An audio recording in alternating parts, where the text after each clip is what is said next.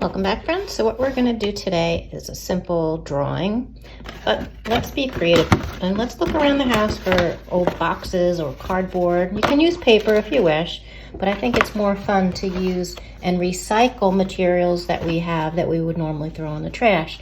And remember, this is Earth Day week, so let's try to think about things we can reuse rather than throwing out. So we're going to be drawing our daffodils today. And a daffodil is a flower that you see this time of year, early spring. And if we were to draw a daffodil, we would want to start with the center first and then build around. This is a painting I've been working on during the break and at night when I'm not teaching you. So let's see. I'm going to make a large daffodil first to make it look like it's very close to us, and it'll be further down on your paper. If you were to make daffodils behind, you would have to make them smaller and higher up on your paper. So if I start with the center of the daffodil, remember this is going to be big, it's going to take up a lot of the paper. I'm going to start with an oval. Can you see that? I think I need to use a Sharpie or something. I guess this will work. I'll use my Pigma pen. All right. Oh, I found a Sharpie. I'll use my Sharpie. So if I use a Sharpie, you can see my drawings or my lines, but I suggest you use a pencil because you can't erase Sharpie. So I start with my oval. That's just the shape of the daffodil, of the trumpet part. Then what you want to do around that is just make kind of like a wavy line going all the way around, and when you close the line, it becomes a shape. That's the open part of the trumpet of the daffodil. Now imagine this part is going to get smaller as it gets towards the center of the flower.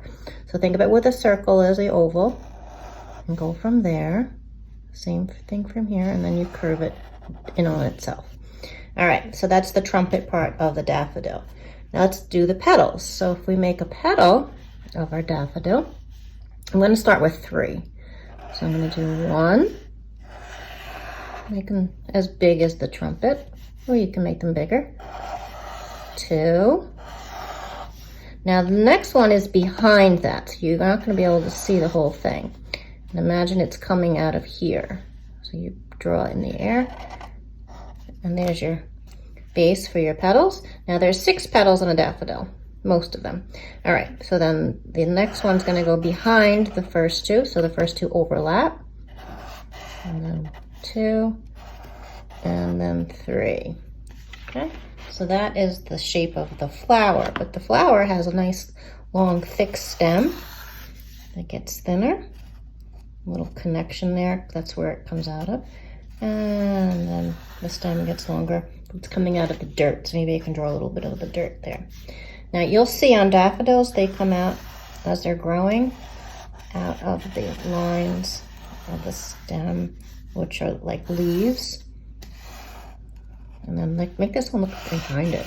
It's much more interesting. It gets wide and then it gets thin again. So that's one daffodil. If we made another one behind it, then you would think a little bit further up on the page. So if you're going to make a hill, or if they're next to each other, you have to figure out how big they're going to be as far as how close they are to the first one. So if I made one far away, I'm going to make a small oval and make that wiggly line. So the opening of the trumpet, connecting from there and closing there. There's my trumpet. Make 1, 2, 3 petals that you can see. Now let's make 3 more that are behind. Now the stem is going to go coming out of there behind this forward flower. Maybe you don't see where it ends. Maybe it's coming out of the ground here. But definitely add some of those beautiful leafy stem. Well, it's not a stem, they're leaves. Just like that. Okay, if you want to make one even further away, do it a little bit smaller. A little landscape of daffodils. Make your trumpet. 1, 2, 3, and then in between 1, 2, and just peeking out of there. And then coming out of there. Maybe this, you can see the ground this time. Just make an indication of the dirt. And then you make your lines, make it look like the stem. You can bend it and have fun with that. Okay? All right, so if you want to draw some grass growing, if you want to draw some rocks, maybe some insects, maybe there's a butterfly, whatever you want to do. Now you can go around your house and look for some materials you can use to color it. I would take some time now to add some details, right? Because the center of each leaf has some sort of texture, the leaf or the petal, right? Even the ones that are farther away, you can see a little detail. Okay, I'm gonna go hunt down some materials so I can color. All right.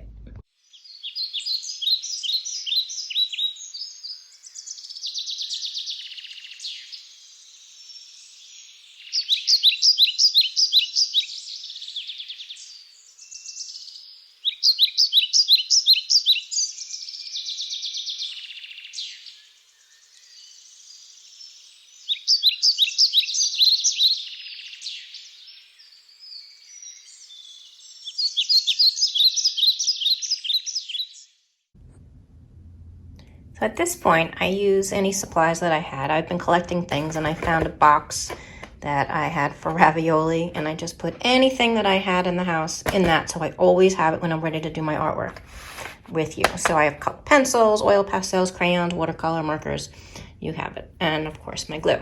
Now, when I'm working with materials like this, you can really experiment and try new things. Now you notice in the daffodil, I did make it the yellows, but I put some orange in there because it's inside. What you also might want to do is add a little brown or gray or an opposite color of orange, which would be blue, and make it look like there's a hole that goes inside. It's dark, just like I did in my painting. So if you do that to all your flowers, you add some dirt and texture, you can really have fun being creative with the material. I might actually consider making some sort of border design, and then I can use this for something else. I can't wait to see what you come up with. Remember to have fun and be creative.